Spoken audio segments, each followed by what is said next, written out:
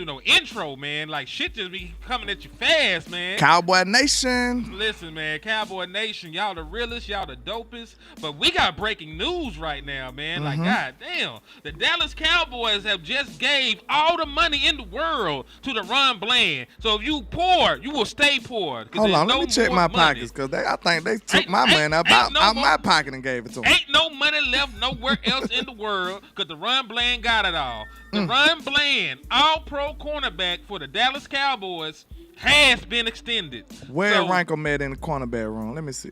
He got 4 years, $90 million. And this is coming straight off the presses from Ari Maravich. How you say my man's name? But it was from Jay Glazer. The deal is worth over $90 million, actually. Over. The key word over. So DaRon Bland is a Dallas Cowboy long term. But listen, I don't know how I feel. This is like the way I feel about this. I just had an idea about that, but yeah. And listen, the shit we were talking about on the show is over with now. Cause listen, we just had a whole conversation about who should stay, who should go. Boss jinxed us. He said, "Man, it might not be relevant." Damn, you jinxed us, boss. It came right away. But that's just one part of the show. It's still a dope ass show. Listen, Boss be living righteous. I could feel that. I feel like this man be manifesting stuff on the cool. So just start talking about us being millionaires for a minute, Boss. Yeah, listen. Let me tell you, we getting ready to be multimillionaires, and the most important part is that we gonna still be able to do it with the integrity. We ain't gonna be the bootlicking millionaires. We ain't gonna be the people that had to pander and do all kind of weird stuff. You know, to actually get the bag. Like, also make sure y'all turn y'all monetization on you. I'm doing that right now. Absolutely, my brother. I'm changing the title as we speak, and then I'm gonna turn on that monetization. Yes, indeed. So listen, this was out of left field. We were finna talk about some more stuff. You know, then it just so happened I looked up and DaRon Bland is one of the highest paid corners in the National Football League. But what's crazy is we should have actually seen this coming. Because the Dallas Cowboys have actually talked to DaRon Bland's agent. They've been in contact with DaRon Bland's agent since training camp. They were talking about they were working on getting something done. It might be coming down the pipeline. It came down the damn pipeline. So I'm gonna get that pulled up too. Let me go ahead and stake my piece on this right quick. Oh Lord.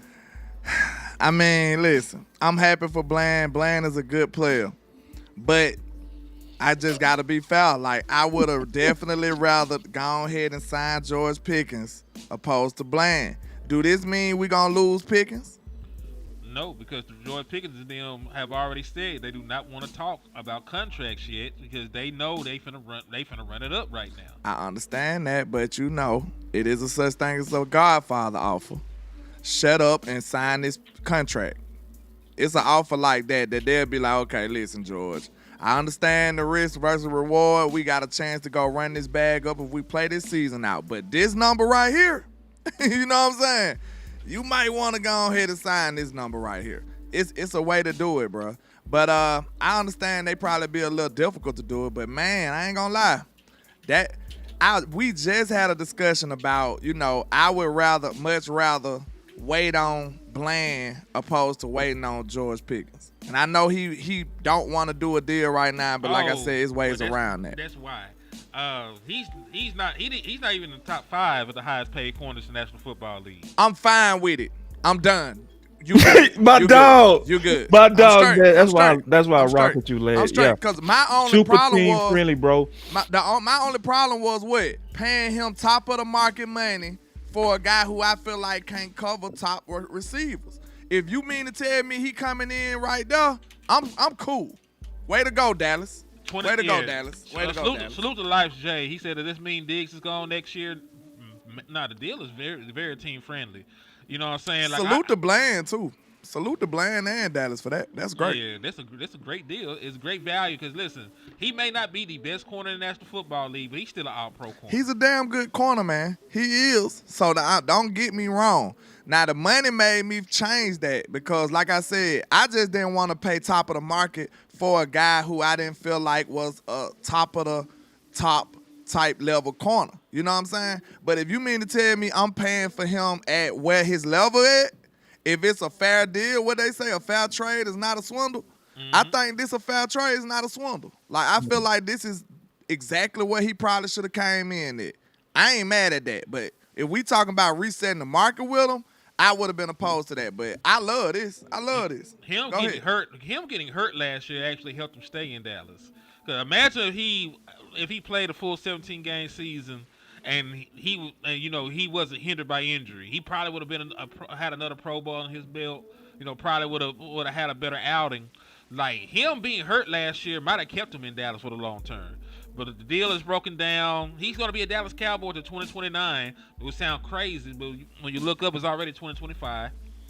$23 million a year, 4 years, $92 million. So listen, to keep an All-Pro cornerback, and listen, kudos to Trayvon Diggs too, because none of the Dallas Cowboys corners have signed and broke the bank, man. None of them have. Trayvon Diggs gave a very team-friendly deal. DaRon Bland has gave a very team-friendly deal. Like these are guys, I don't know, man. I know damn well Dave Mulligala wasn't their agent. David ain't going for this. They would have got Bland 40. And he would have been playing in Jacksonville. with Jordan Lewis. He would have been in Jacksonville or somebody. Something crazy. Boss, how you feel, dog? I'll say this, man, like, gone, too. cause my chat gone. No, I'm live. I will say this. You not seeing my chat? I'm gonna go look. No, my chat they up in there.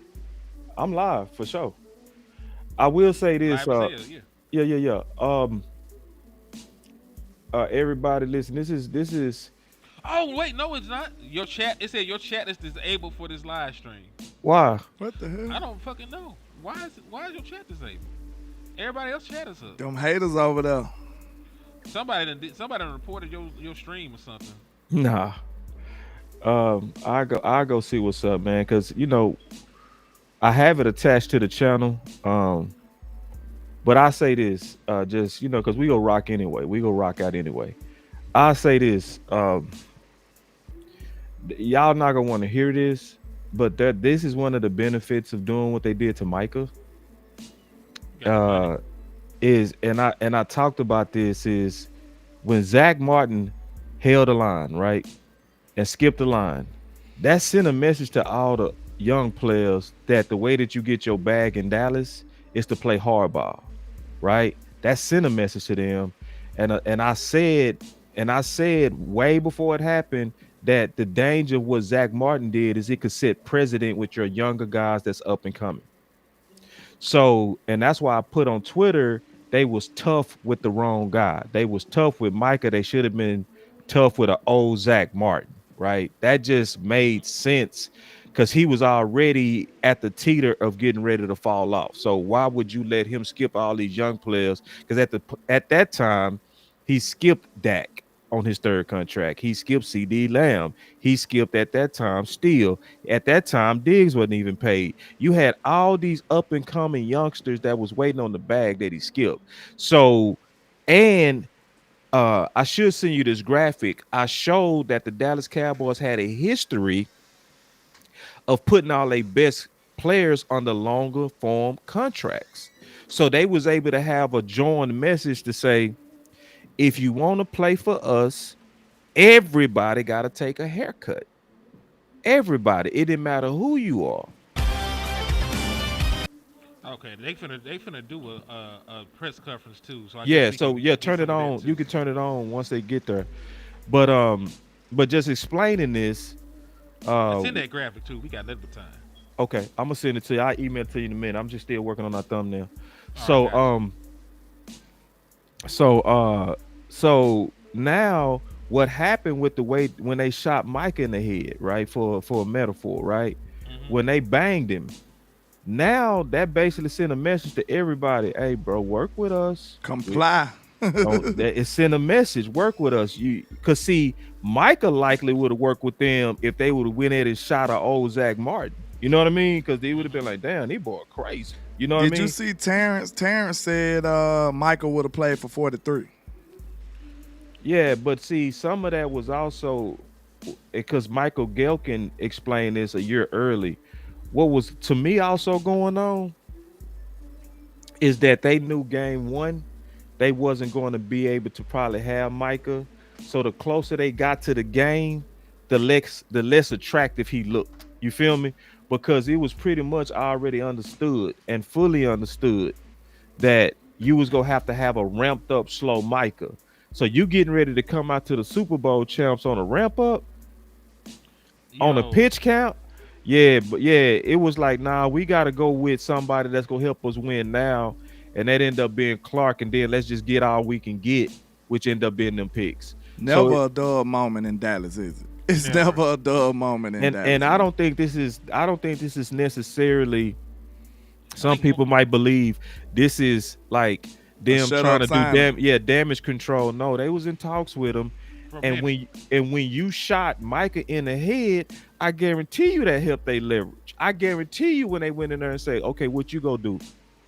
Shit, I'm gonna get down, lay down. Right, you feel me? Like, what you gonna do? Shout out to Mafia Best. I was finna say it. I didn't know who it was. I never like giving people government names. But Mafia Best said with the 5P said to check out his last couple videos. So he plugged his channel. So y'all go check out Mafia Bet Productions. And then John Couch sent a cash out just because he got love for a real one. So I appreciate y'all. Salute to y'all for supporting the channels, man. We appreciate y'all. Yeah, yes indeed. And listen, hit they cash apps too. Boss, go ahead and put your cash app up instead of Boss Show Me. Put your cash app up, because we kidnapped Boss, and this is his second show. We got another show that's going to premiere, at 1. We changing it to 4 because we're gonna be talking a while. Yeah, we're gonna change it to 4 o'clock. So we got another show premiering at 4 o'clock. You can tell that it's a little dated because of some of the shit that we said, but it's still dope as hell. So y'all check it out. Yeah, and we address what's important. We already addressed Diggs, which is related to this. Mm-hmm. I didn't mean to cut you off. I'll talk about that when you was finished. Nah, you good, man. I'm just saying to everybody to hit those likes, hit those shares if you care, hit those cash apps, and to check out, the video that's premiering at 4, and like Mafia paid for with the cash app. Check out his new videos. But here is the Yeah. Heck yeah. On you, that's all. Yeah. I need to. Yeah, that's a good call. Hey, it's a trend. Yeah. If it was a visor, it'd be perfect. Yeah. Also, don't get somebody pissed off about that. I've pissed more people off than that. Calvin Watkins, Dallas Morning News. Looks as if you secured DaRon Bland for 4 years. How important is that to get this done right now? Well, I think number one, I'm so happy for him, and just the way he's worked and shot onto the scene a couple years ago and just kind of came in and made an immediate impact as a rookie playing nickel and doing things like that, and then to see him a couple years after that with all the pick sixes, and just I'm so happy for him and his family. He's a dad now, which I think is great, and I talked to him about it, and just he's such a humble young man, but so well deserved, and again, just one of those guys that you love him as a teammate, you love him as a competitor. Doesn't say much, but man, he gives you everything he's got, and I'm thrilled for him and his family, and just very well deserved. You say he's a very quiet guy, and you've always said you're a relationship guy. So how did you kind of get him to open up more and more to you, especially at a time like that? Yeah, it was one of the dinners in the spring that I did. He was part of a group of about 5 or 6 guys, and I actually remember kind of the way it started was, he was kind of sitting across from me, and I don't remember exactly who was all in there, but as dinner went, just hearing him open up a little bit more, and so bright, so intelligent, but just a man of few words. But it's just, and then obviously throughout the pregnancy and they had, and it's just, it's cool to watch these young men grow up. And he's certainly a guy that is a huge piece for us. And like I said, I'm thrilled for him. Brian Tyler Archer with ESPN. Are ball skills something that he has that can't be taught a little bit with some guys? Yeah, he does have incredible ball skills, but I also think Todd, he's got incredible instincts. His ability to study the game and his knowledge of the game for a young player, relatively young, are uncanny. Like his ability to read splits and anticipate routes and things like that. That usually happens when you're older. I always think of Stephon Gilmore, right? Like, those guys as they get older and they maybe lose a little bit of a step or something, they have to learn how to, read splits and things like that. But DaRon's just always had the ability to process things very quickly, and then he's certainly got elite change of direction and ball skills, which is why. The interceptions and the pick sixes per se have happened. But another guy fits perfect in our defense. No house gas. He's got flexibility. He can play nickel. He can play the boundary corner because he's so physical against the run. And key piece for the Dallas Cowboys. You re-signed Jake. You've now signed him, and Tyler's in discussions as well. What's the importance of keeping these guys? Well, again, we're a draft and develop team. We want to draft guys. We want to develop them. We've shown that we, have a great history here long before I got here of drafting players and developing them. And I think the cool thing when you look at the guys that you do that with is usually they don't change. Fergie hasn't changed a bit. He's still the enforcer that he likes to be and half bit crazy all the time, which is awesome. I love being around him. And DaRon's not going to change, So I think anytime you can draft these guys, develop them, and then, get them into a second contract, it's good to see. And you're thrilled for them and their family. John Machota with The Athletic. Just on the cornerback position in general, how you feeling about it right now? Obviously knowing that you're getting Diggs back at some time in the near future, and then obviously having DaRon signed. Yeah, feel good. We've talked about there's help on the way, and I think Trayvon got through the other day. Awesome. He's been working his ass off, getting ready to go for this game. We'll see how he does today. But contrary to what other people were saying, I feel good about it. I think we've got some flexibility. Kyer's playing well, getting DaRon back. Certainly, we made some moves at final cut down, with Triquez and Reedy.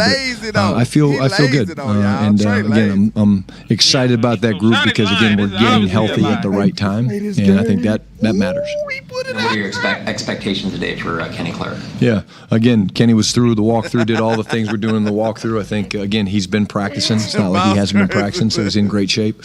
He's ready to go. His body feels good, and it's going to be fun to see him out there in pads. Nick Harris, former Star Telegram. What would you say is DaRon Bland's leadership style, since he is more of the quiet guy? Is it by example? Does he have guys that listen to him? Yeah, I think he's definitely a leader by example. But I see him teaching guys. I see him grabbing guys. He just does it his own way. But he's definitely a leader by example. The way he works, the way he practices, the way he runs to the ball, the way he, attacks meetings and things like that. He totally is a leader by example, and that's what I love about leadership. There's all different kinds of ways to do it, right? And I think that's why I think what we're trying to build here is so special, because you've got different personalities. You've got guys that are quiet leaders. You've got guys that are leading by example. I'll transition a little bit and talk about, we just named our captains this morning. I was planning on having 4. That was kind of the goal, but the guys clearly spoke, and so we will have 6 captains in 2025. On defense, we'll have Osa and Donovan Wilson. On offense, we'll have Dak Prescott, CD. Special teams will have Aubrey and CJ. And they'll still be a captain of the week, not this week, not this first week, but they'll still be a captain of the week. But you look at those guys, and their leadership comes in all different, forms, and that's what I like. But again, like I said, I was blown away. People ask me about the leadership of this football team. The guys made it very clear: Shoddy, 4 is not enough. And so the way the voting came in, it was really close, and it'll be cool for those guys to have the C's on their jersey.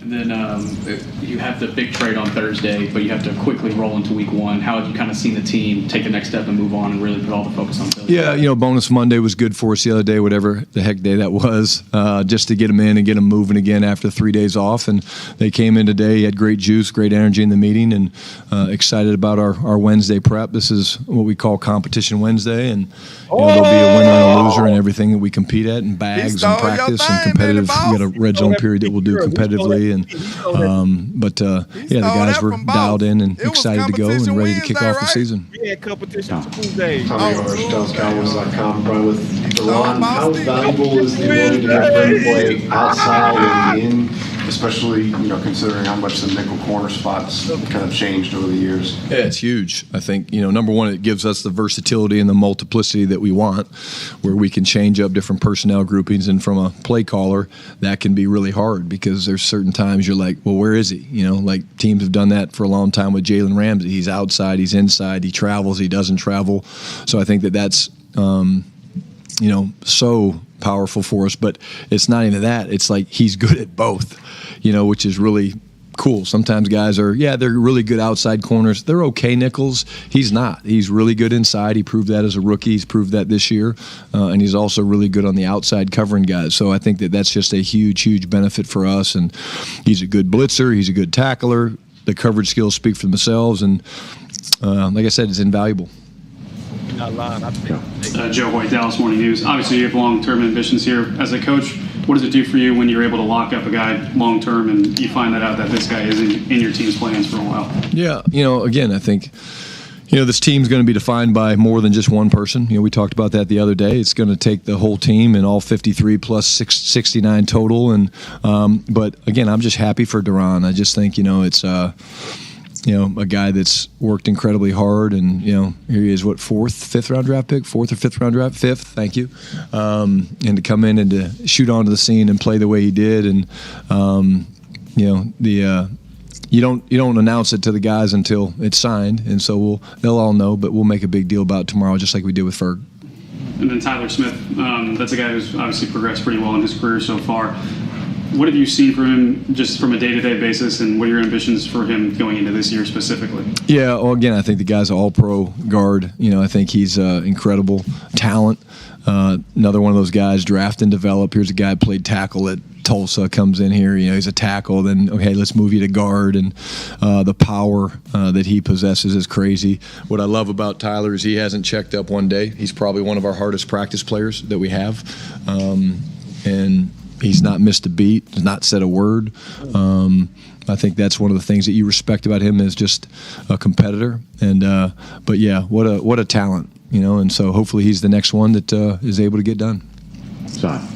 Saudi's The Athletic. Brian, obviously Micah was a unique talent with special abilities. He was thrust into becoming an edge after circumstances kind of warranted that. Do you see DeMarvion Overshown, when he comes back, having any of those same traits or abilities as an athlete to maybe rush the passer more and change from a linebacker to that? Well, obviously, Demo, there's not many things Demo can't do. He's really good at a lot of different things. I said that his rookie year. He's very good blitzer. Now, playing on the edge is different side. I mean, it is a little bit different. You're blocking, going up against bigger men. Tackles are bigger, longer, stronger than sometimes getting matched up on backs. But I wouldn't bet against Demo.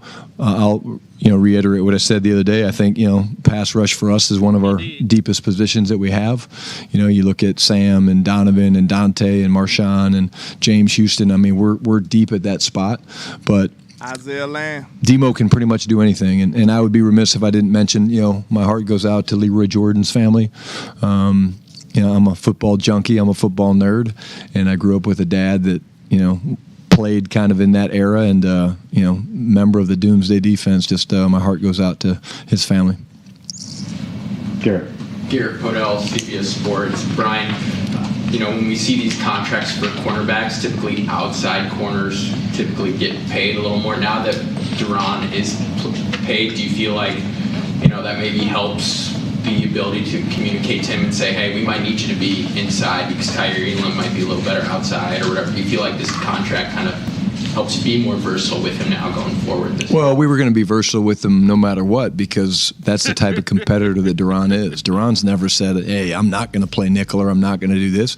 He sees him. He actually did say that shit. I just want to throw that there. Bland did say he wasn't going for that shit, but that's neither here nor there. We would have moved him around as well.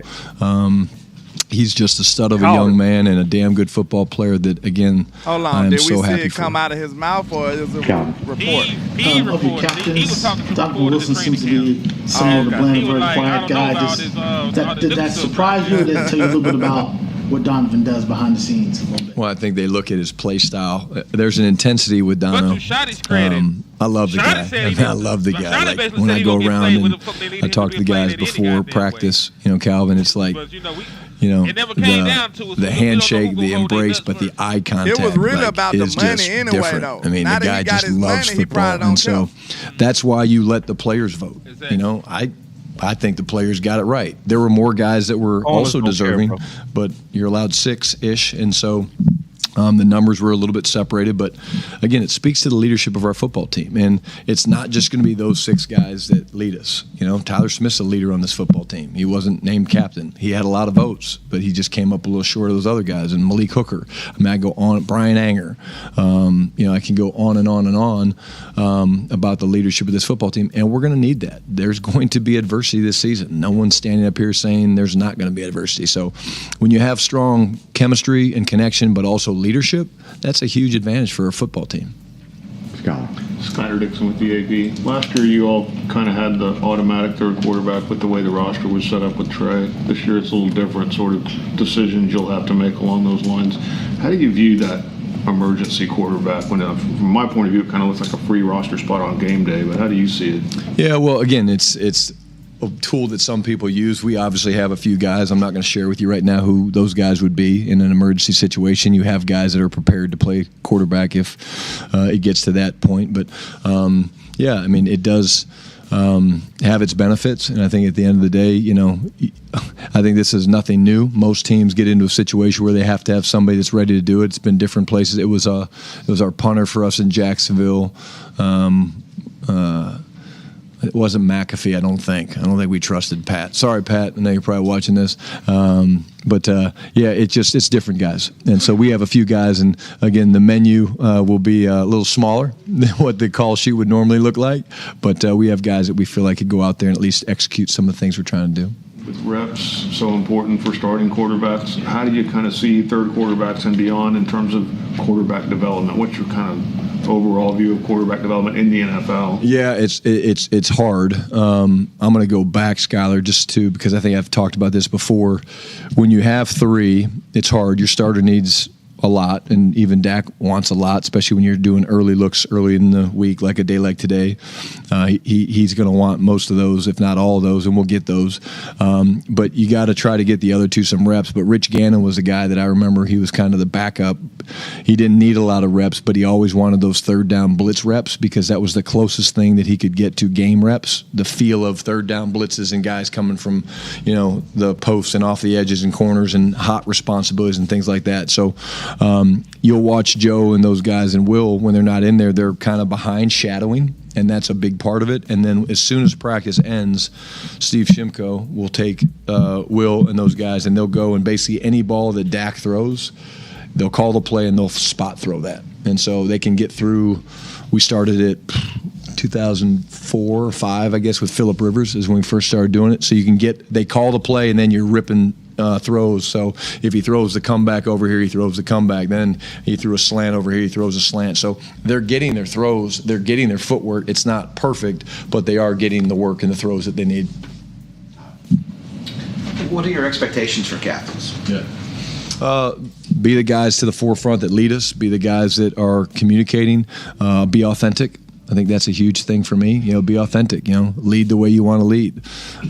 But again, they will.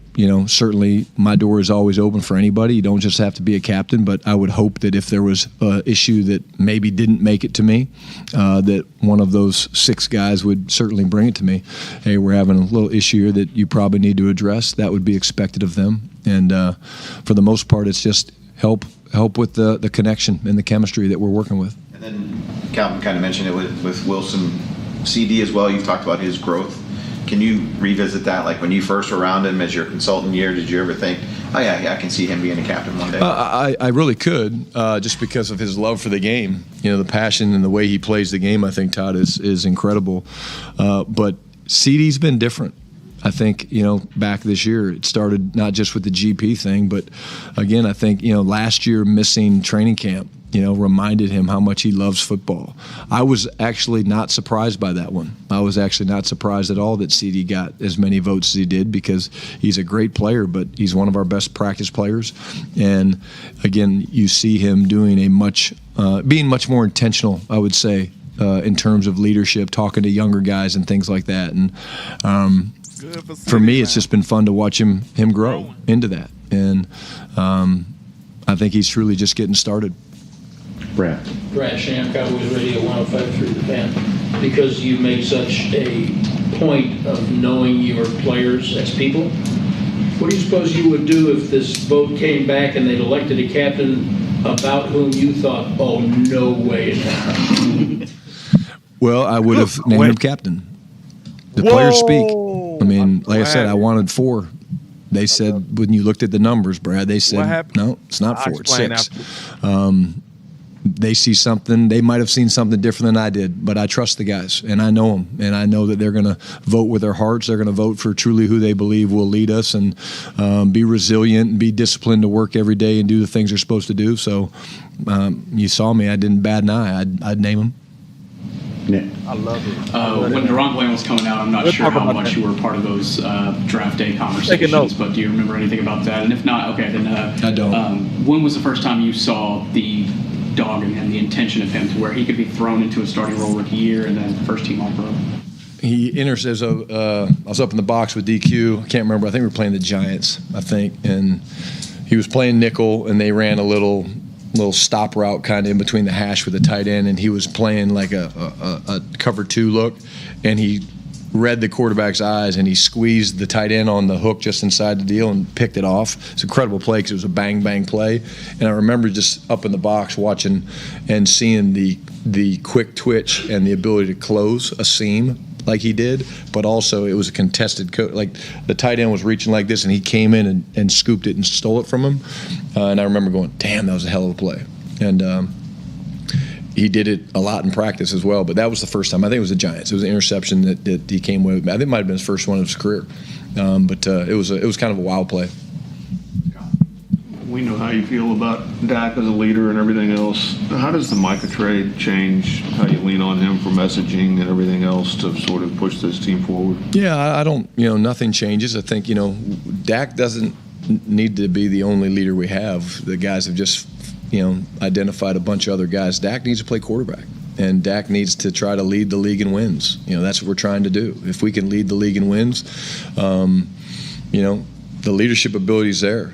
For sure. But again, we're strongest when we have all of our guys. I think Kenny Clark's going to be a leader at some point. He's just a new face, and again, the more I get to know him and the more the guys get to know him, I think, he's going to be seen as a leader. I think, Jake Ferguson's another guy, got a bunch of votes, but when it's spread out the way it is, it makes you go, yes, we have the right type of guys, and they will pull on you. And it's going to take different guys to speak up, because there's going to be some days when the offense plays well and the defense to others. There's going to be other days where the defense is amazing and we shit the bed, and it's going to take guys willing to step up, be accountable, say, hey, we need to be better, because at the end of the day, this is the ultimate team game, and I'm thrilled to have the type of leaders that we have in that locker room. We already know Booker a leader too. This is a business, obviously. Do you think fans, maybe even us in the media, forget about, when you mentioned CD, how much they, especially in his case, how much he missed the game? Because he wanted to play, but the business kind of got in the way of that. Yeah, I think, this is the greatest game in the world. You start playing this game when you're 6, 7, 8, 9 years old. I mean, I used to play literally flag football and backyard, football, and you just love it, and you don't care. You don't care who you play with, where are we playing in the street, we playing in the field, we playing at the park, where are we playing? But you just love the game, and these guys, they don't feel different. They still love stepping out between the white lines. They still love going into that huddle and sometimes laughing and making jokes and sometimes screaming at each other. But the game is such a pure thing, man, and they just love it. And when it's taken away from you from time to time for different reasons, you mentioned business, it reminds you of how blessed we are to be able to do what we do. Hey. Thank you. Thanks, guys. man. So I got some topics out of this, bro. Just created a whole nother damn show. I got a good question to crank it up before I forget. I got notes. I know you got notes. I got notes. I'm with you. I got a good question to crank up the discussion.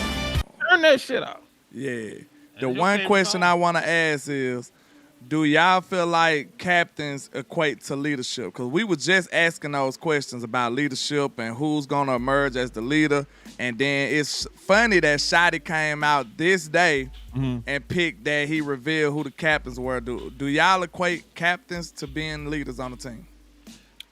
I mean, listen, if player voted captains, I would equate to, because they are obviously who they want to be the leader. That's who that's who they want to follow. That's who they believe in.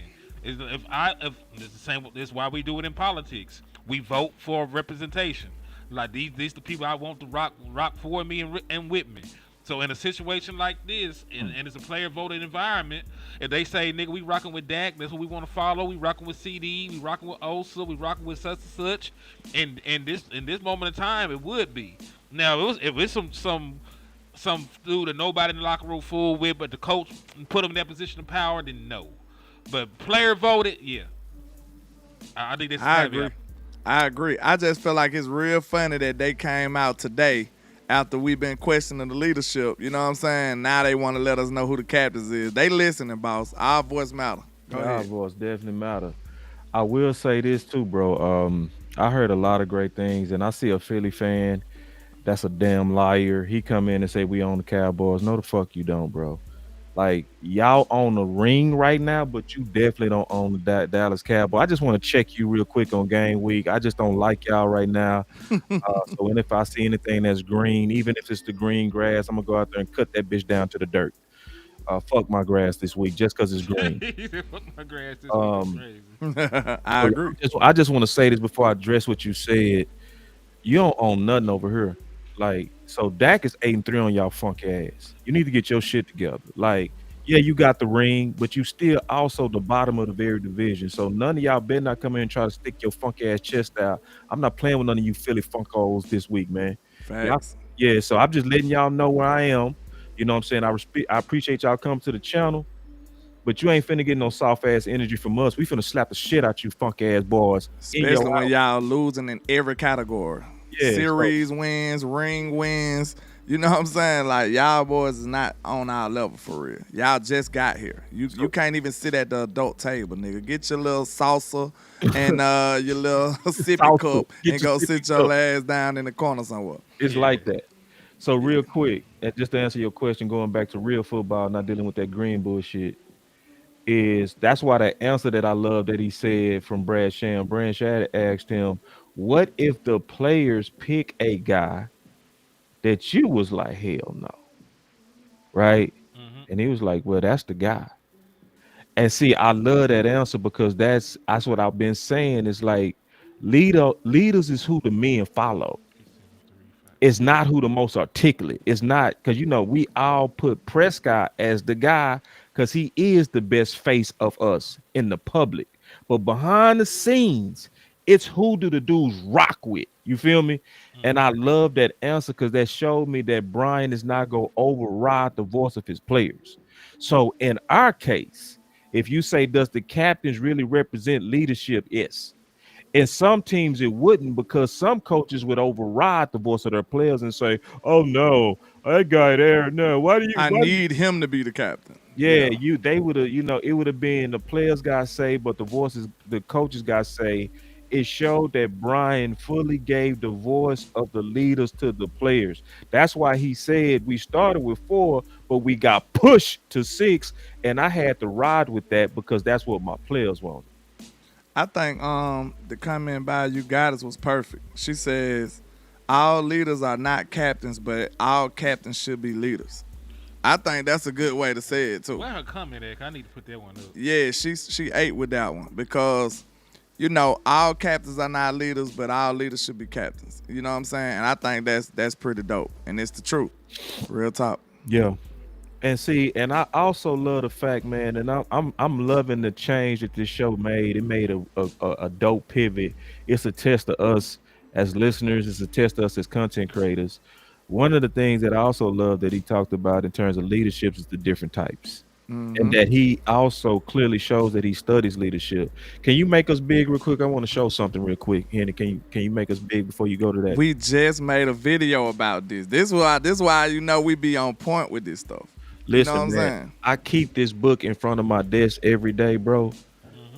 This is one of them. This book actually changed my life. Studying this book is called Developing a Leader Within You by John C. Maxwell. He's the greatest leader trainer in the world. I started studying him when in college. I implemented him in all my adventures, jobs, when I started businesses, and so when he talked about there are multiple types of leaders, I can tell Brian studied leadership because he talks like Maxwell. He talks like he studied this. This ain't somebody who just kind of winging it, just trying to, who got his own philosophy. He has obviously proven some philosophies because he was able to state the different types, the people who lead by example, right?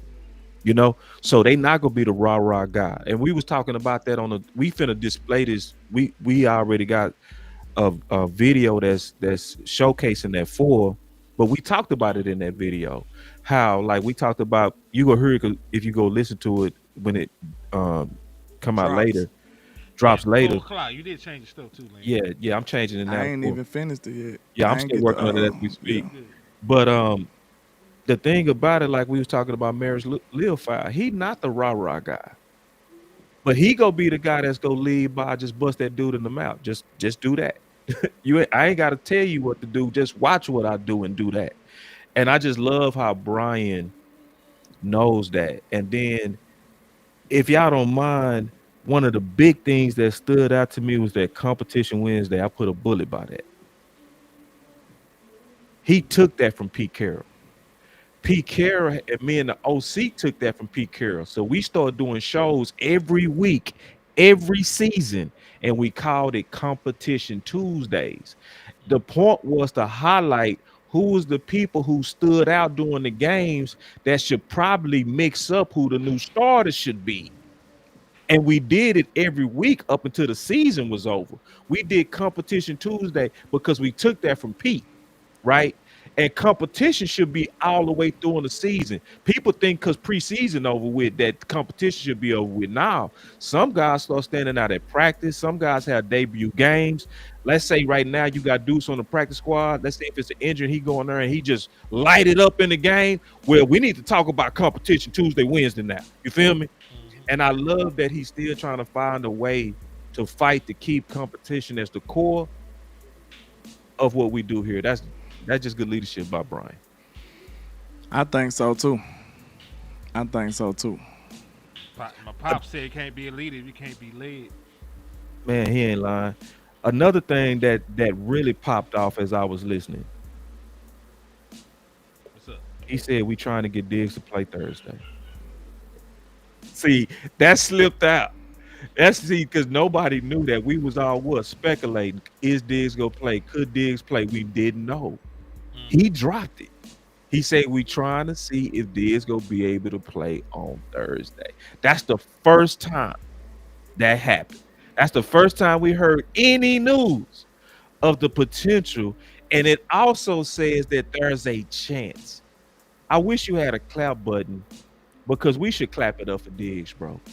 We should clap it up that dude had the injury when he had a grafted knee procedure, which Henny already showed that on average supposedly takes about 12 to 18 months for athletes. And this man came back in less than a year to the point he go likely. If y'all still on this Diggs hate, bro, like you are just, bro, I don't want to say what I really want to say what I think about you, bro. If y'all still on this Diggs bullshit and don't give him credit, bro, I almost hate some of you Cowboy fans. I'm gonna be all the way honest, bro. I'm not man. Fuck some of y'all, like for real, bro. Like for real, bro. Like if you so toxic, not to recognize that this man had to have put in Brian just talked about too in that press conference. He worked his ass off, he said. Didn't he say that, bro? Yeah. So we still go hate on Diggs, bro? Bro, Diggs came back earlier than he supposed to last year. This man just healed quick. But then you hear people saying, oh, he's lazy. He should have been in the build, getting all animated and shit. I'm glad I did call him out, bro, because I don't like that. Especially when this man and I read it and sacrificed and did everything he's supposed to do. He got his own trainers. And look, they work better than yours. So what you got to say now? Real quick, shout out to Brother Fred. He hit everybody on the super chat. So I appreciate that, man. That's real love. That's real support. That's GOAT worthy. That's GOAT worthy. Saluting. He supports the show. He shows some love. So appreciate Brother Fred. He hit all 3 pages with a super chat, man. That's GOAT shit. That's real. But yeah, you're right about Diggs, though. It never made sense why people are so quick to eat their own players, man. Like, they cannibalize and criticize the best players that we have available. Like, I remember life before Trayvon Diggs. I remember life before Trayvon Diggs. Do you remember life before Trayvon Diggs? Yes, I do. Do you remember Brandon Carr out there? Do you remember used car? Do you remember? He was alright, but you remember Orlando Scandrick? You remember like the best corner we probably Claiborne. had. Yeah, Mo Claiborne. The best corner we probably had was old man Terrence Newman. Terrence Newman was like that when he first got there. To me, he was even good when he got older, but he just timed out. But Newman was hard to me. Mm-hmm. So, like, we went from having that, to an all-pro cornerback, that is regarded as one of the best ball hawks in the National Football League, SEC pedigree, former, national champion, should have been a first-round pick in that draft class. It just was such a deep draft class. He got pushed to the top of the second. Like, we went from having anybody out there. Like, I played corner for the Dallas Cowboys one time. You know what I'm saying? So you went from that to having a premier cornerback like Trayvon Diggs, and your first move is to disrespect him and try to run him out of town at a moment's notice. And he gave you a team-friendly deal. I want y'all to know all the petty stuff that y'all feel about Trey, and most of it was largely about him missing a tackle or so. Like, man, listen, man. That is a very dumb way to go about it. If your main objective is to win football games and have the best players on the field, you want Trayvon Diggs on the field, bro. That's right. Like, it's like, cut out all the petty foolishness and buffoonery. Just keep it real and leave Trey alone, man. Y'all already traded his best homeboy away. You traded his best homeboy away, and Trey ain't gonna like that. Micah had the name Trey specifically in his press conference. He said 7, man. Dang, my God, 7. Yeah. Like, that lets you know that's going to hurt. That's going to be the equivalent of when Zeke left here for Dak. That's right. You know what I'm saying? That's his best partner. So leave Trey alone, man. Let that man come in here and get his mind right. We need to really rally behind Trey. He didn't rally behind us. He done showed up, and now he finna show out, man. Like, out of all the criticism he been receiving, what Trey been doing, he ain't even had much to say, to be honest to you. That man just been working. Like, he put out his documentaries because the allegations got a little ridiculous. You know what I'm saying? Like, the allegations got ridiculous. He like, look, I might not talk to y'all, but I'm finna put out some content to defend myself. You know what I'm saying? Like, I'm finna show y'all. He said, boss show me, inspired me to make sure I show y'all this shit instead of talk about it. So he said, I'm gonna show y'all my work. So, man, really, bro, if Trey can come through for us and go out there and play like he's supposed to, sir, man, y'all need to be clapping it up for Trey. Like, real talk, y'all need to be giving him mad props for this. Because he supposed to be, 2 months behind? 2 months. Can I read B-Bird Super? I just saw. I just want to tell everybody, I'm just now starting to see y'all supers because I was uploading the video that we just did. We did a pre-recorded that's dropping at 4. I just dropped it. So if I missed some of y'all super chats, I sincerely apologize. Sorry about that, Hen. No, you good, brother. You good. And salute to B-Bird with the $4.99 for your mind. He said Zeke holds out. They signed Jalen Smith. They traded Amari Cooper. They signed Gallup. They trade Parsons. They signed Bland. We signed people signing. But I'll tell you this much, though, man. I did want to keep DaRon Bland. I didn't want to keep DaRon Bland at top of the market, at top of the market money. Facts. And he did not reset the market at all. He's the 6th highest paid cornerback in the National Football League, and by the time the season's over, he'll probably be like the 10th or the 11th highest paid cornerback in the National Football League. Because there's a lot of other guys that are gonna come down the pipeline. You know what I'm saying? So we got the deal done. He's not gonna have to test free agency. And remember, Trayvon Diggs is under contract as well for a prolonged period of time. So now your nucleus at cornerback, you can keep them boys together, for the next couple of years. So now, landlord, even the thought of even moving away from Trayvon Diggs is goofy now, because now you got 2 All-Pro corners, under contract for relatively team-friendly deals for the next couple seasons. So all you got to do is make sure they stay healthy, and get another corner in here that can be your third guy. You know what I'm saying? Like, the cornerback room is set for this entire championship window at this point. Because Diggs is under contract. You don't have to do anything with Diggs. Facts. And he already under contract. That's what's so disturbing, and that's why, we had to talk about this, but we was like, man, I hope they don't try to force him out the building, man, because we sitting up like, man, listen, this man's still under contract and we still getting these type of rumors. Like, you know what I'm saying? He's under contract. Leave him alone. Let him play football, man. Let him be one of the best corners in the league like he been doing. And that's honestly why I honestly hate the offseason, because the offseason I call the time of illogical optimism. I also need to say it's the time of illogical toxism. That's going to be the 2 things I'm going to say. We toxic in the offseason and we're illogical, right? So the beautiful thing, like I heard somebody saying, like Donovan Iraku is going to replace Micah. That's illogical. It's not even possible, right? That's why we need the season to start. So all these Diggs go get traded. No, if Diggs go out there and put up some hella fire film, it's going to lock him into Dallas because we go all ride behind him, bro. Period. And Jerry Nim is gonna be just like the Emperor on Gladiator, where even if you want to get rid of Diggs and you sit up here, let me get my, and you want a thumbs down. If he making plays, it's gonna be like, you got a thumbs up that boy, man. You can't. You not gonna watch Diggs after locking up people, making tackles, and doing a good job, and the whole Cowboy Nation is behind him, and you cut him. You ain't gonna do that. Especially why he's. Go ahead. No, I was just going to ask this question. Diggs' contract is up the same time the DaRon Bland contract is up. They will make it, because Diggs signed a 5-year deal last year. You know what I'm saying? So and then he didn't even try to kill the market. He didn't do all that. He signed for under the market, and it was quiet about it. We just woke up and he got signed. He didn't have to go back and forth in the public or none of that. And they still dogged the man out just because he was hurt.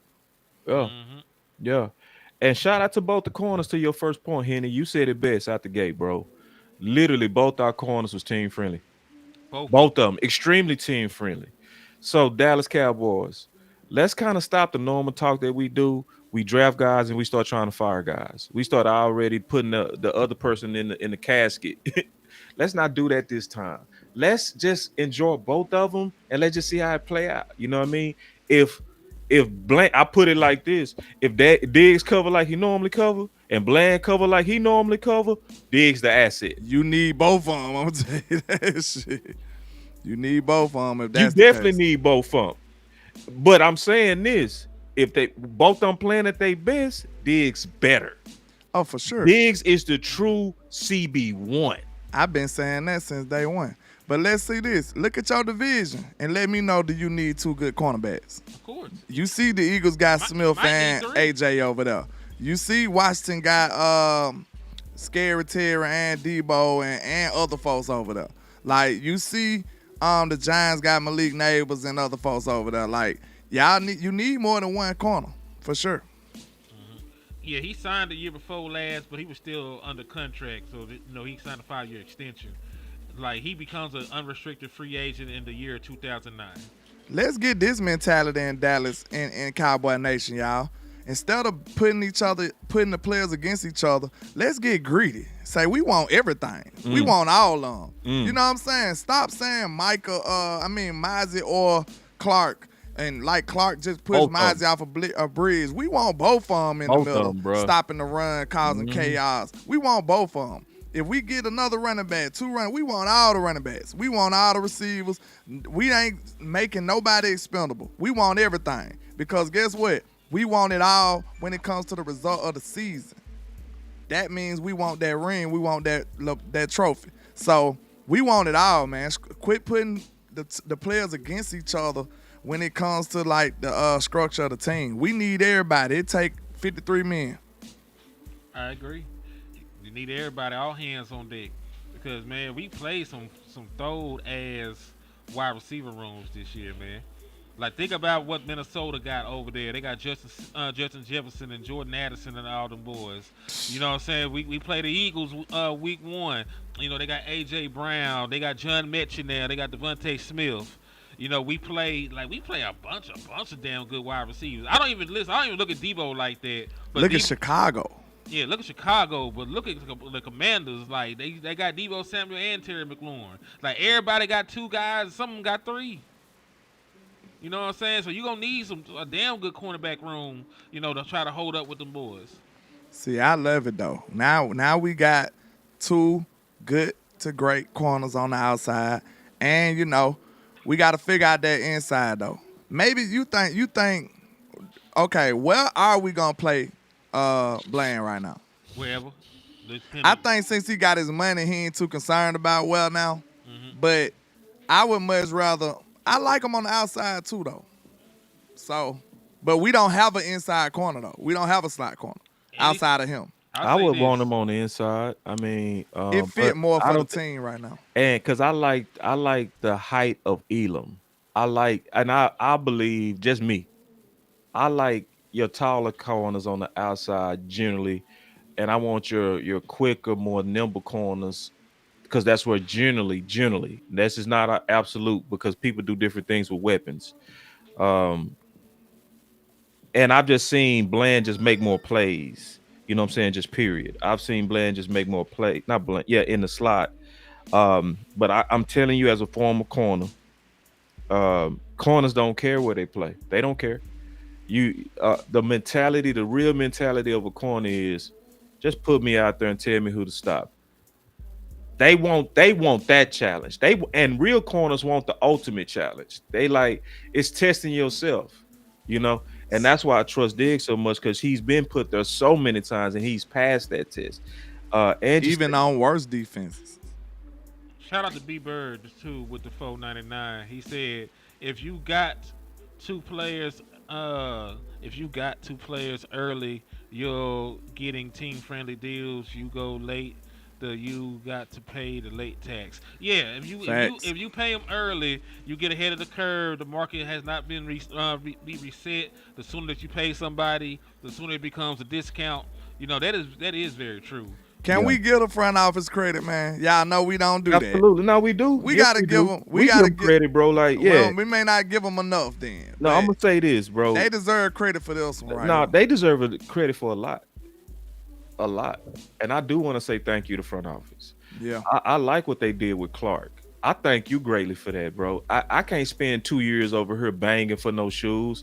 Now, I don't think you had to trade a generational player for that, but I'm still thankful that you got it. I'm thankful that and let's just doubt. It's a benefit of slapping one of these top players that wanted max. Mm-hmm. I'm being honest with y'all, bro. When you basically tell everybody, all my top players got to get a haircut, period, and you stand on that, that makes people like Bland run to the table like, okay, I'll take it, right?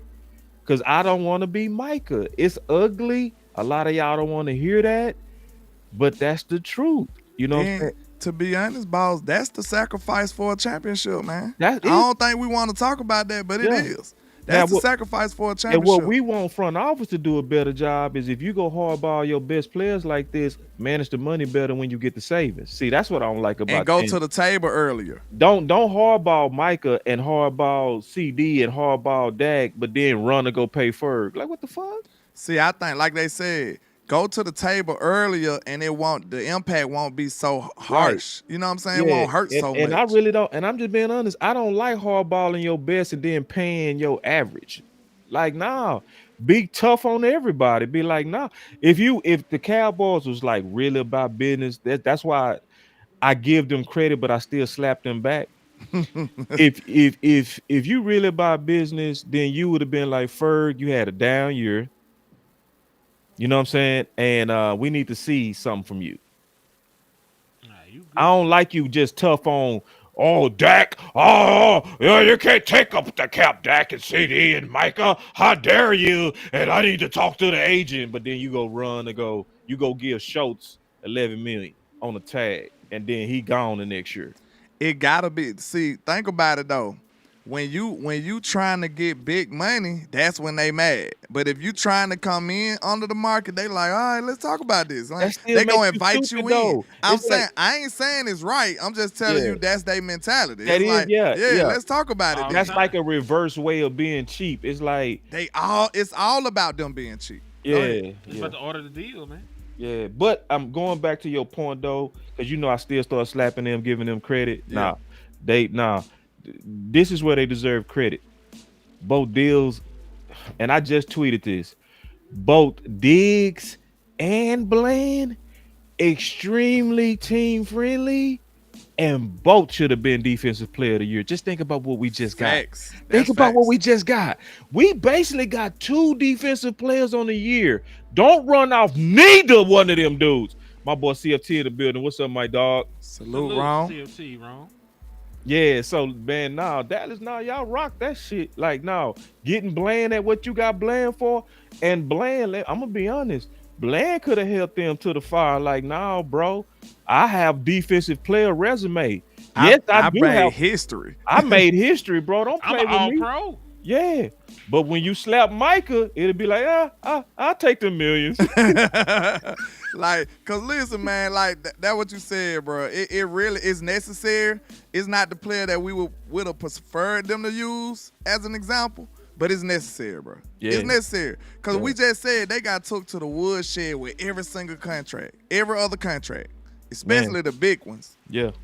Dak took him to the woodshed. Zach took him to the woodshed. Zeke took him to the woodshed. DeMarcus Lawrence took him to the woodshed. Who else? All the big contracts they got swindled. CD, right? CD took them to the woodshed. We ain't saying that they don't deserve their money, but we saying that they got like top of the market and they went crazy. Won. Like they got super big contracts and won. And I'm gonna be honest with y'all, man. The cap does kick back, bro. Michael Gelkin proved that. Like, see, and I'm gonna tell you why we think like what we do is when we make these projections and we call Jerry and Steven liars, you say, see, they can free up, right? And we start, people start, pulling triggers, and if you can move this around. What we never do with those rosy projections on how to create space is talk about the ramifications of the dead caps into the future. See, if you really doing your work, you would do a 4 to 5 year projection. Yes, we moved the money this year, but what did that do? Perfect example. We still paying for Gallup. Perfect example. We still paying for Zach Martin. Tony just got off the books not too long ago, didn't it? No, Tony shit was been gone. Yeah, Tony was about a 3-4 years. Yeah, he was a 1 year hit, but it was a big hit though. Yeah. He was 11 million gone. You know what I'm saying? So, so if we really doing honest, like not honest, but thorough, because people honest, but it's not thorough. You got to show, okay, yeah, we moved money and we freed up cap hit to make Jerry and Steven look like liars on the cap and not having the money. But then you got to say, okay, what did that do to the cap 2 or 3 years from now? And look at the players we trying to play, and what does that do? Now, if you do all that work, I'm gonna listen to you. But I'm no longer interested in the people that's go every year talk about, hey, we can move money. The cap is a mirage. No, the cap is real, bro. And you have to be smart on how you move and manage it. You do. And that's why Michael Gelkin did a great job last year when he was a guest of the Final Word. And he was showing like, bro, it's a reason why Adams had to go out of Green Bay when they signed Rodgers. It's a reason why Kansas City knew Tyreek Hill was still in his prime, but he had to go because the cap is actually real, especially if you're looking at it 3 and 4 years down the line. I about to say the cap is like it's real.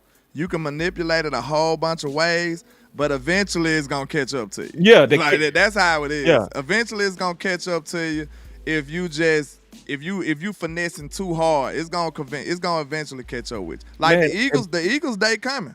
Yeah, they coming too. Yeah, and see, I'm gonna be quick. Michael Gelkin said the can kicks back. That was the dopest thing. He was like, "Yeah, that can do kick back." I'm sorry, Henry.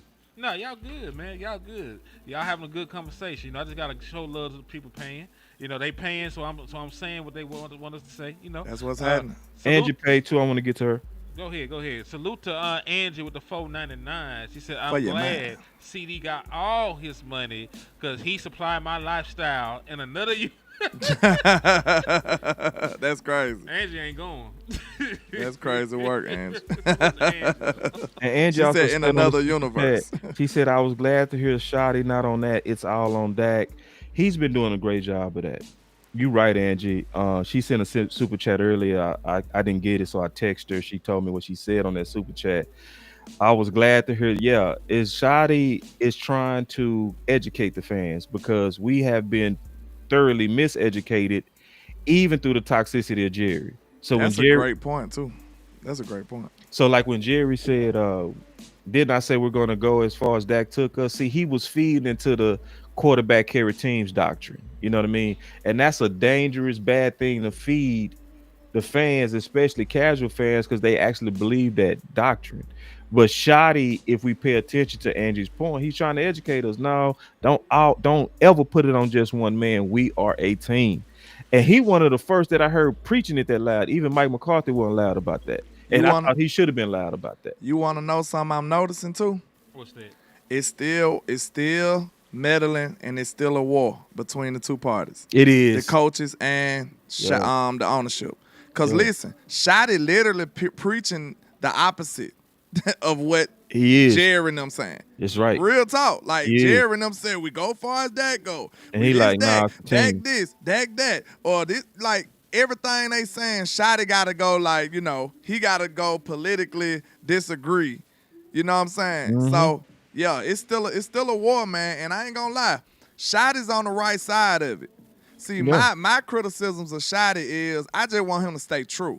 I want him to own up to what he's talking about. You know what I'm saying? I just want him to stand on his principles that he been preaching to us. Because it sounds so good that we know that this is exactly what we need, though. So I employ Cowboy Nation as a whole. Like, we need to support Shotty, though. Like, we need to make sure he stay on course. Because we see the evils of the front office is trying to take us out. Like, everything. That's why he's preaching competition, because we know it's cowboy politics involved. That's why he preaching that it's not only Dak's fault, because he know that Jerry is constantly saying stuff like that. Like, he's going against exactly what the front office is saying. Indeed. Salute. Hold on real quick. Let me get it out the way and I'll let y'all keep cooking. They said with the 5-piece, look at the Saints. The Capitol been kicking their ass the last few years. And he's right. They're in cap hell, you know, for players that kicks back. No longer in the league. Like Michael Thomas is not on the team. They still are paying him, if I'm not mistaken. They still paying Ramchick, if I'm not mistaken. That was a bad contract, too. I like what Jay Lombardi said. I don't mean to cut you off. Sorry. Go ahead. He said, stand your ground, Shotty. These geezers ain't the smartest one in the room. Man, thank you, bro. And Jay, thank you just for the type of dude you are, bro. I be just peeping you, bro. I just like how Jay is. Jay the type that's, he don't kiss nobody ass, you know, and he recognized the bullshit that's going on right now around the community, bro. Like, I just been peeping Jay. Jay been peeping this stuff, bro. I just appreciate you. I just want to say that loud, bro. Jay Lombardi, you one of the realest ones. Facts. You know, and I don't want to go on no soapbox on that, but I will say this. The Dallas Cowboys, we gotta say it how it is, bro. They have really recovered from the fumbles that they had earlier. Yeah, you can fumble. Yeah, like the way that they blundered Mike McCarthy. Yeah, I got the thumbnail. Send it to me as well. Okay. That's all I gotta do now, so I'll be ready. Yeah, me too. I just gotta upload it. But no, he ain't lying.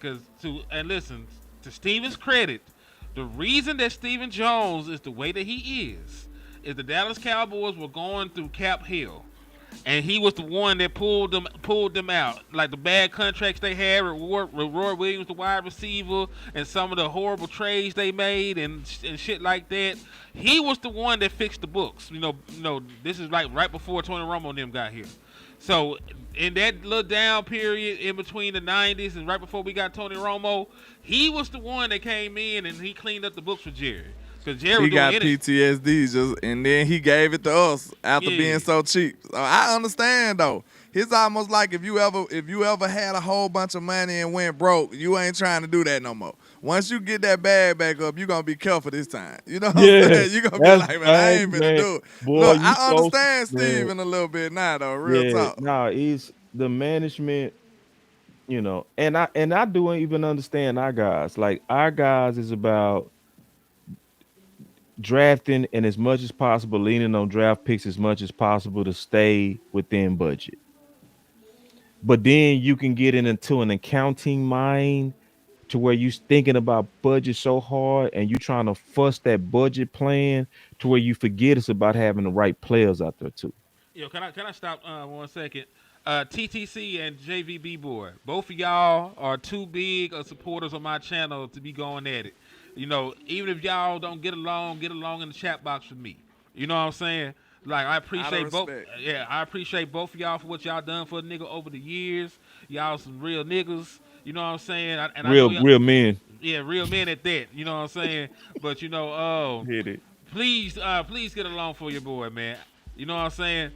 It's not that deep. It's Eagles. It's Eagles week, man. Let's bomb on the weak ass Eagle fans in the chat box. Let's slap them niggas up. I keep doing it. Take their lunch money. You know what I'm saying? But let's get along for this week, man. You know what I'm saying? And here I'm gonna say this: I love wars, bro. I do. I love the wars because I think the wars make the best out of all of us. I just want people to do it respectfully. Let's just not do it toxically. That's the key. It's like I think the war that we had between trenches and weapons actually worked out for both of us. We raised the national conversation on that, bro. You feel me? Out. I'm glad you brought that up. Cause listen, I ain't gonna lie. When I sit back and look now, I'm thinking to myself like, I honest to God didn't think we'll be here right now. Me neither, bro.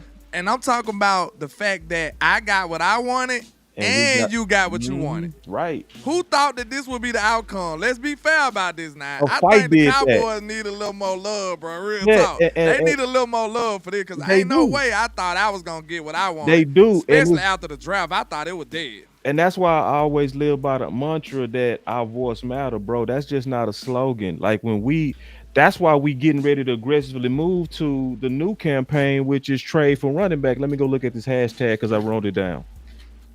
The new thing we pushing now is trade for RB1, bro. Put that graphic up for the people one time, here. Put that graphic up, please. We gonna talk about this. We got 11 of them. Yeah. So trade, cause see now we are getting close. Cause to landlord point, all of the wars we had, we're winning. All the campaigns we get behind, we winning. Right. So what happened? We was at odds about the guard or the weapon. So we end up getting both because we was loud about it. And think about it. Every business owner wants to keep the customer happy because it makes a spin, right? So shit, I got my booker. Y'all got your pickings. Everybody hugged. But then what happened? Then we was like, all right, we got that, but this one tech a crisis, right? And what immediately happened, I'm going to tell y'all who started that campaign. It was Henny. Henny got to work and said, bro, we need to respect one tech. It hit my spirit. It hit my spirit. That's so perfect. We got to come up. I like this one just for the message, But it'll be great if we had one that hit like that. Man, that hit, bro. No, that hit. That Respect hit. one tech. Man, It hit the core of your soul. Man, that hit my spirit.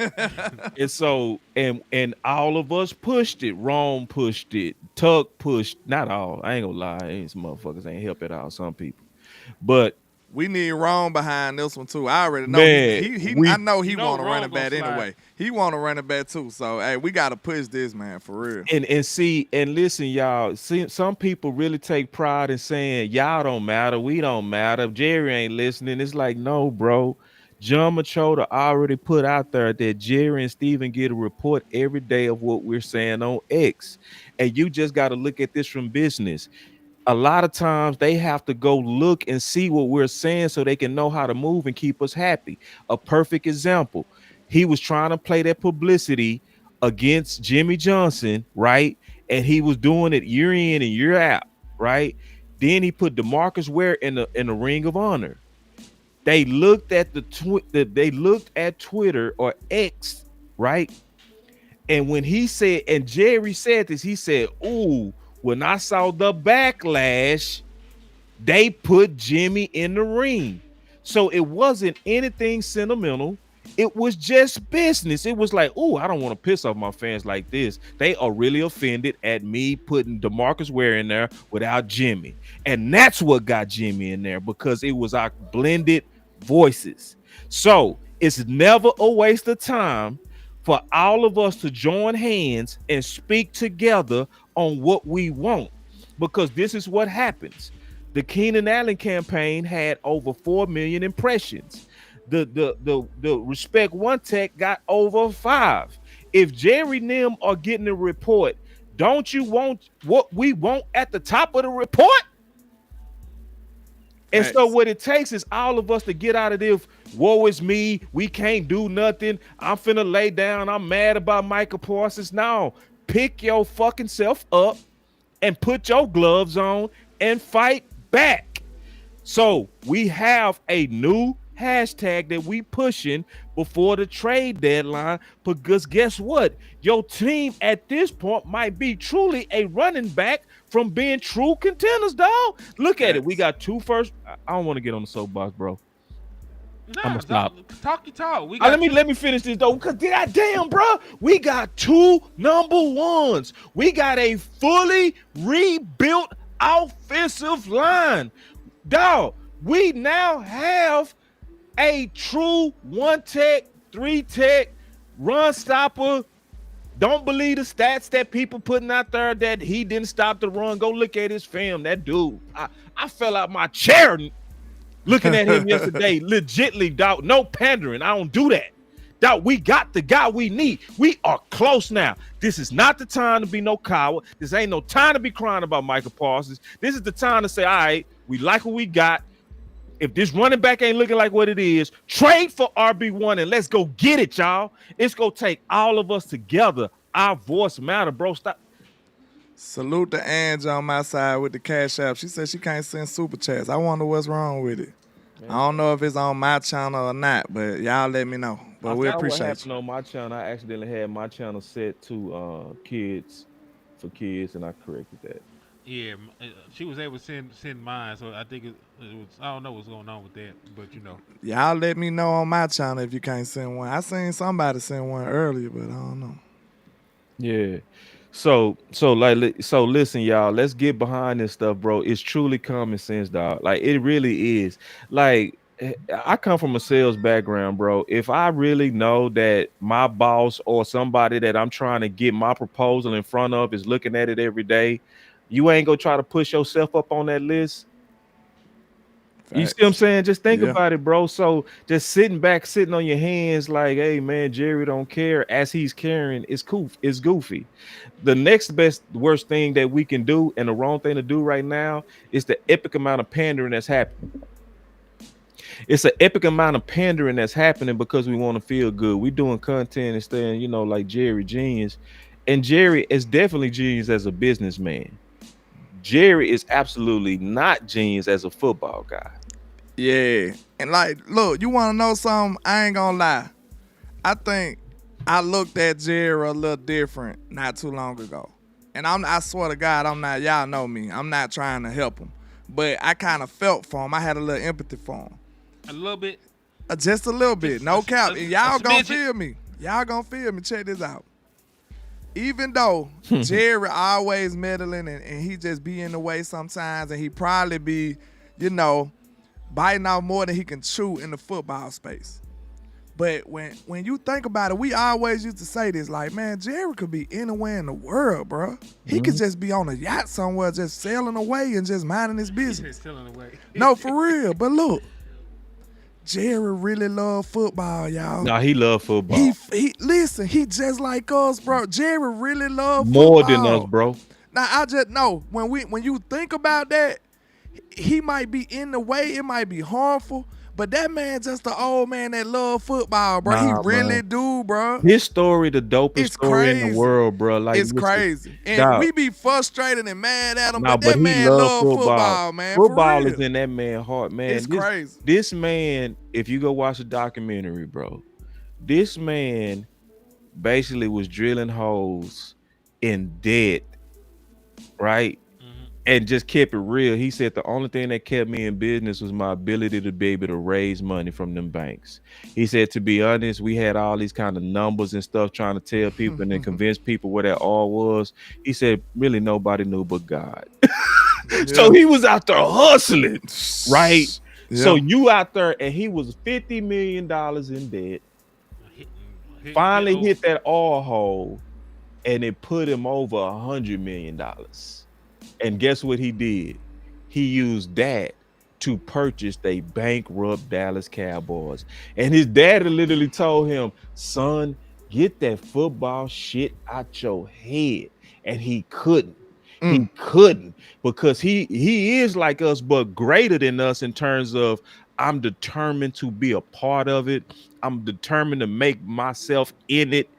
You know what I mean? Now he got kinks in his armor. Right. Yeah, I think he overestimate what he qualified for when it comes to it. Perfectly said. Because he played, you know what I'm saying? This man played football and won a championship, man. National. So you got to think like Jerry, honest to God, he honest to God loves football, y'all. So now we telling him, like, we know we gonna always love football. So how we gonna tell Jerry to just go on and get out the way? This billionaire man, he just happened to be a billionaire who owns a team, but he absolutely real life love football. Nah, he need to get out the way. I can see the twinkle in his eyes when he talk about it. Nah, he does. He really love this stuff, he love it, but he need to get out the way too. Yeah, I feel like he should, but I was gonna say, listen, at a certain age, they don't even let you drive no more, let alone operate a damn team. I'm just saying, like they take granddaddy keys away. Yeah, he need to get the keys taken. Yeah, like you we'll show for you in the Bentley, Grandpa, but you is not finna wrap this mug around a tree. We love you too much. Right. We love you too much, Grandpa. Take the keys from Pawpaw, man. Like, hey, real quick, I don't think we read Mafia, and then we gotta holler at Ty Lockhart. Shout out to Mafia Production with the $10 super. He says, put me in the game, coach. I see green jersey, and I knock the man out winning. Hey, we got a hit over here, man. We appreciate you. And shout out to Ty Lockhart, man. And shout out to Elder Lockhart and Michael Lockhart. I don't know where y'all at, but I hope y'all good. They here in spirit. Yeah, they here in spirit. He said Jerry love football all like a crackhead loves crack. Not good for anyone. He right, though. He right, bro. He right, though, he bro. Right. Hey, put that back on the screen. That's hard right there. From that man, bro. I did want to let y'all know Perry Young got hurt at practice. And see, we warned about what kind of hurt. See, we never wish that on him, bro. But see, people got to use their common sense. When you go get a D tackle from the USFL, they've been playing already a lot of football. Then you put about 3 more games of that dude with hard practices on him in preseason. So now we up to 15 games. Perry Young, as we've been pushing for him, it's like, bro, at the end of the season, he was gonna pay 34 games, bro. He looked the part too. I ain't gonna lie. He looked like a monster out there. Amazing. I just like how his old demeanor. He seemed like he ready to go to war, man. I hate that. I hope he get back right. He one of them dudes. He basically said, "I'll kill somebody about you." Yeah, I can tell you. He looked like it. He looked like he for real too. Yeah, I wonder what's the significance of it. He had to get help. He had to get helped out the field. We won't know for a little bit, but aren't you happy we do got Kenny Clark? Reinforcements. Aren't you happy we got Kenny Clark now? Yeah. Aren't you happy? They said Clark wearing 95 now. Yeah, he went from 96 to 95. No, Kenny Clark was right on time, bro. Right on time. So, yeah, and shoot, and we still need to keep our eye on that too, because we would still be one more injury away from crisis. Basically, Kenny Clark just took us out of crisis. Basically, we're not in crisis mode no more. Yeah. No. Now, I want to encourage everybody. That's what Lamb been talking about. He been looking for an upgrade over Malik Hooker, but Malik Hooker had a good Malik been solid though. He been solid. I just want one of those dynamic sideline to sideline. You want Caleb Downs? I want Caleb Downs. Yes. Ohio State. Yes. We the Bland. Oh, that's why y'all said I'm like a prophet. Because I said that some news could break that would change our show. Yeah, yeah. That's why I said you jinxed us, boss. Yeah, that's why Bland, I said you be manifesting. The name to go ahead and manifest. I said we need to drop now because some news could break. Oh, okay. Yeah. And soon as we said that, before we even can do it, Bland got signed. Man, and we had a good dynamic. We had a good conversation about it too. But see, I will tell you what we was getting ready to talk about before Bland. We was literally uploading this right to go live. The thumbnail was gonna be Philly. We ain't talked about Philly yet, y'all. Do y'all want to bridge to that? I mean, we got time. We ain't gonna lie, say we got time. We got 15 minutes. Let's get on Philly real quick then. If you could pull up their depth chart, that'll help me out. I need to see something. Boss one of them. What they said, you got Stockholm syndrome. We said we kidnapped Boss, but now he want to stay longer than us. Y'all did kidnap me. My boy hit me up. Hey man, you want to do a pre-recorded real quick? It's only take 30. Man, we been on this hour 3 hours. 10 to 3 hours. Hey man, we got 2 first-round picks, y'all. We can draft Caleb Downs. Yes, we can. Cause he a safety too. One of them gonna be good enough to get. I don't know how high he gonna get. Yeah, we get like let's talk about that too, bro. Could you imagine this defense with a safety like that? Man, listen, bro. That's the exciting part about these 4 picks. Dallas is truly in a position to go BPA, and they definitely ain't going offensive line. The only way that they would go is Tyler Guyton would have to fall off a cliff. And I don't anticipate that. I think Tyler Guyton finna go come into his own this year, right? I think by year 3 we gonna be talking Pro Bowl. So if that happened, we going safety, running back, Abuka types at receiver, might move on from Pickens, right? And be okay type because of depend on the draft. And I know we talked about that on the show that's coming. Yeah, Bland we ain't different now too. Bland makes it different now too. I told you that's why I said you made was a good prophet. case. Yeah, and I had to be honest about it because I would have rather signed Pickens, but my whole principle about not signing Bland was if he was trying to top the market, like if we had to dedicate all of those resources to him. But I feel like he got paid fairly. Yeah. So if he got paid fairly and wasn't trying to top the market, I ain't got nothing to say. So we might be able to get Pickens too. So let's see how that work out. Yes, indeed. And yes, listen, if y'all are talking about should we shoot somebody in the chat box, if it's even a question, you blow their heads off. All right, listen, we gonna pack them up and we gonna sing this song. Oh shit, this nigga dead. Oh no. We gonna pack them up. That song ridiculous. we gonna pack them up and sing the song. Where did you get that from? You remember that song I had shared with you earlier? They did the ABCs. Yeah. Same dude. That song was lit too. I ain't gonna hold you. They snapped on that. I was like, hold they on. snapped. The beat going crazy. They going off on that. He said, we're not drafting offense at all. This is a running back. Do you think they'll draft a running back high? Hey, yeah. I told you, we rich, bro. We need to be talking like that. We need to be talking like that. I feel you, Henny. I feel the way you asked it and everything. That reservation in your voice. You're right. I think it depends on the lobby. What I mean by that is us. If we loud about it, yes. And that's why we got to be hard on this trade for RB1. if we doing that loud all the way up to the trade deadline and they never get it done, and especially if the running back kind of one of the main reasons we don't kind of get over the hump, that's gonna be the first thing they do in the draft. Hey, salute to my guy C. Burleson, because I understand what he said. He said, sorry, landlord, but I'm not paying a player we haven't seen play for us a game yet. But guess what?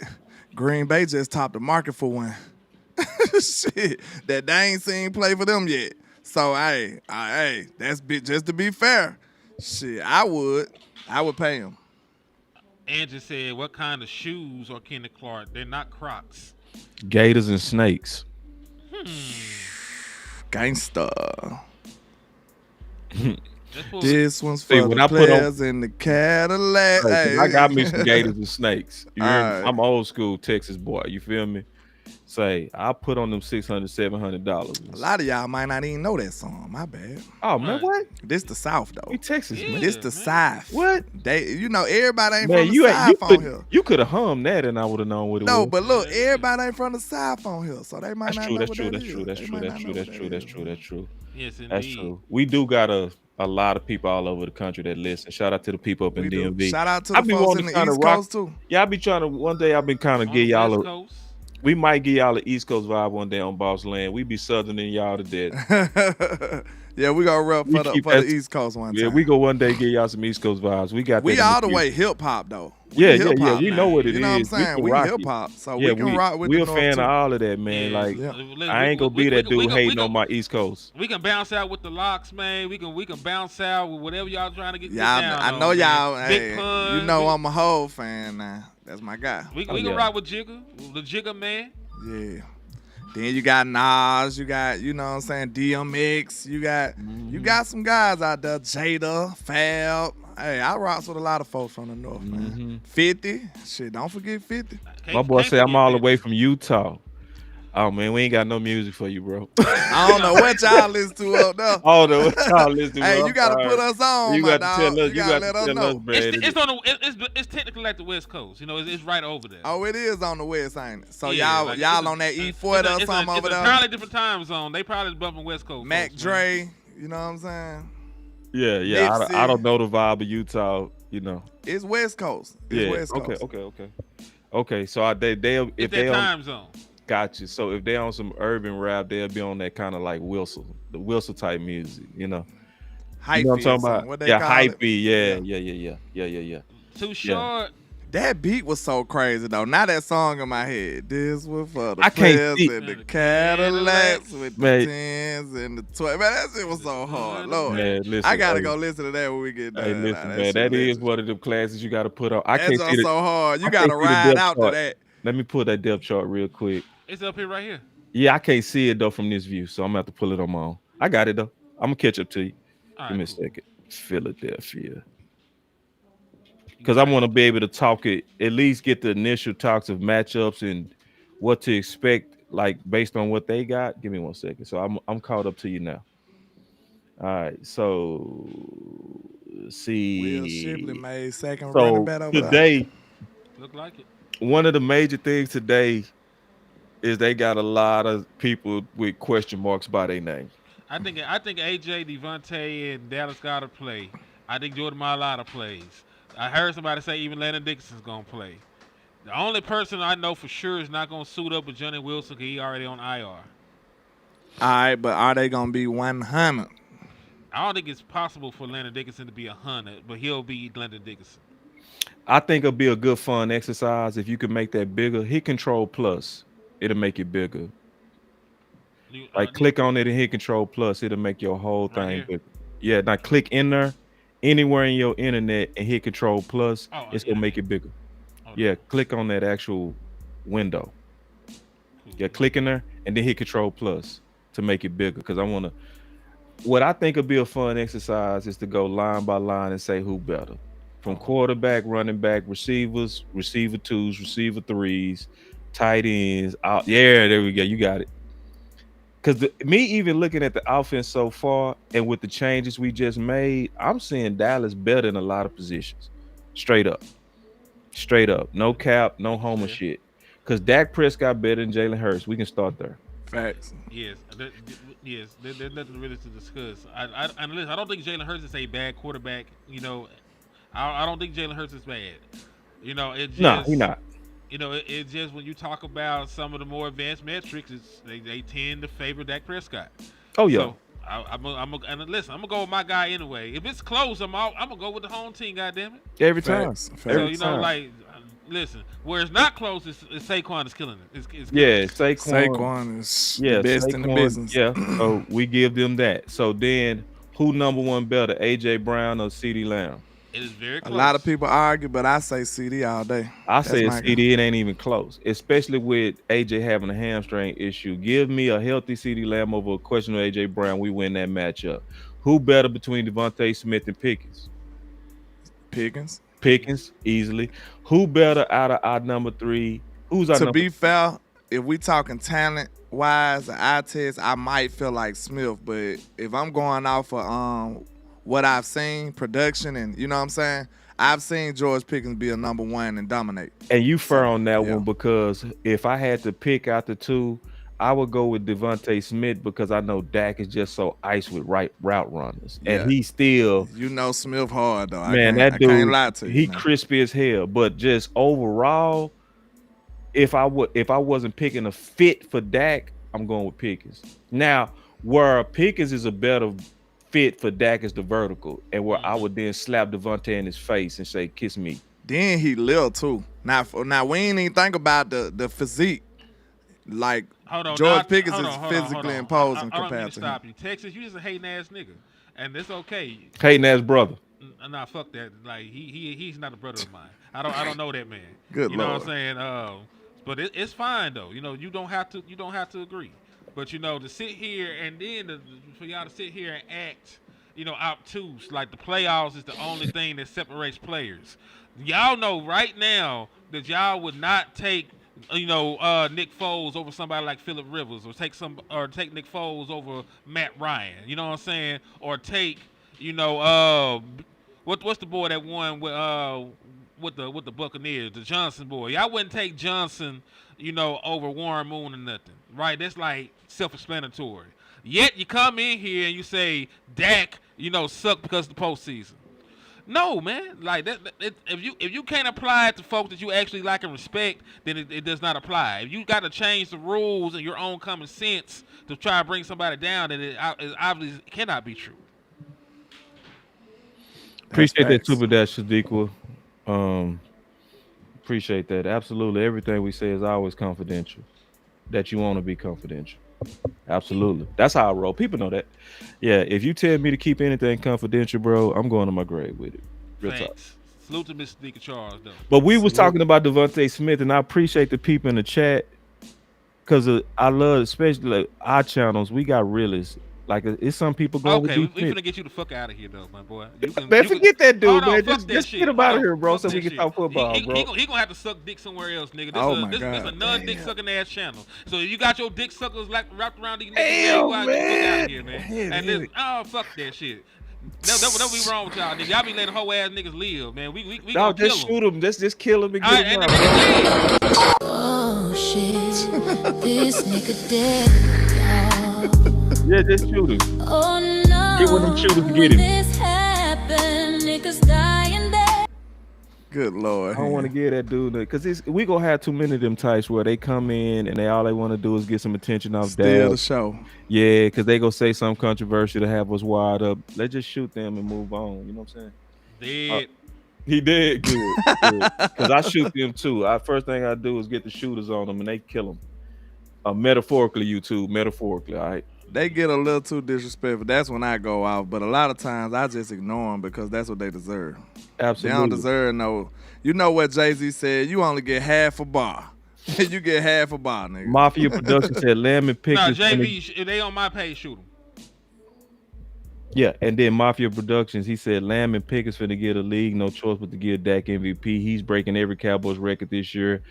Man, say, bro, I wish I could super chat you right back. For real.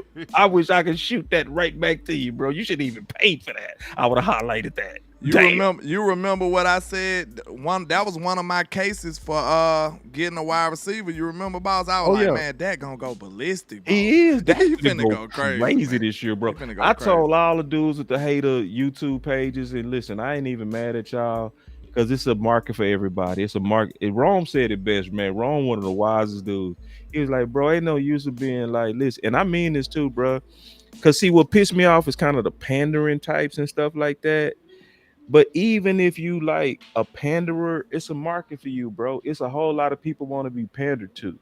So I don't care. Just keep growing the space because I just want my videos recommended to y'all people. Mm-hmm. keep making us money. Yeah, just as long as I and then the space is growing. Like, let me tell you something. It's a lot of sloppy content out here. Some fast growing, but sloppy ass content. I'm still super thankful for them dudes. Cause it's still opening your eyes to the space. Yeah, and then it makes all our numbers grow. Cause once you start getting anybody in the habit of looking at Dallas Cowboys content, we're naturally gonna be recommended to them same people. So and we're gonna filter off the smart ones from the people that like pandering content. So nobody loses from growth. Yeah, but going back to football. Cause listen, I gotta end the show anyway. Like Damn, we had 15 minutes. You're yeah, right. You had 15 minutes. I'm gonna end it with this. You asked, what has Dak Prescott done since 2016? He's been a 3-time Pro Bowler. He's been an All-Pro. He finished second in MVP voting. He was Rookie of the Year, and as of today, he is the second leader in passing yards and passing touchdowns for your franchise, while being one of the most accurate quarterbacks in NFL history by all the numbers. He's top 10 in passer rating, top 10 in career completion percentage, and top 10 in career touchdown interception ratio. That's what Dak Prescott has done since 2016. And you want me to sit here and believe because the team around him has not gotten over the hump that he is a bad individual player. We don't snort cocaine in the liquor store. We don't we don't pop Molly. We don't do Fent. But we might sell it to pay the rent. God bless America. But we gotta get out of here. I gotta go. I gotta put a ticket in. I hate you gotta go. I gotta put a ticket in, man. I was so ready to do this matchup. Damn, bro. We'll do it another day. We also, real quick, we got a show premiering at 4, us 3 again. So we giving you a full day of content. We also have DC Universe coming on at 8. This is overtime week because Philly this week. It's time to beat their ass. That's my final word. Already, it's time to turn up, man. Y'all already know. Make sure y'all show some love to all the independent content creators. We appreciate y'all for rocking with us. And hey, man, we gonna keep on doing this, man. This we are not done. This team is still in a great position to be gangster. Hey, we gotta push that running back 1 trade. We need to trade for that running back 1 for sure. And hey, everybody need to get behind the campaign this time, man. Hey, if you on Twitter, make sure you share this show, man. And this ain't just to support us; it's to support your Cowboys too, because we putting out good ideas that's gonna help us get that Lombardi. So y'all make sure every time you decide not to share these shows, you really doing us a disservice, man, for real. Because we trying to get through to these people to do the right things. Y'all seen the proof, like Boss said. We showed y'all the proof. We did. We showed y'all the proof. Every time we push a campaign, we end up getting what we wanted. We got everything we wanted except for the trade. Of course, we didn't want to trade Michael, but everything we wanted, we got it, y'all. That's right. We got everything we wanted. And much hell we get a front office, I can honestly say that. And I didn't think I'd be sitting here saying that today, that we got a dope-ass number 2 wide receiver and Tyler Booker. And our shoes 1 tick. Salute to him and a 1 tick. So salute to the front office for a lot of the things that they did. You know what I'm saying? They not perfect, and they just signed Bland for a fair contract. So yes, they winning right now. They going crazy this year. Nah, they winning, bro. They really going crazy this year. Yeah. They is. And real quick, salute to Sadiqa Charles. She said, Henny, I'm here. No, I'm not tolerating disrespect. You get him, Miss Charles. Let's go. Get him, Miss Charles. Sick him. Get hold to him.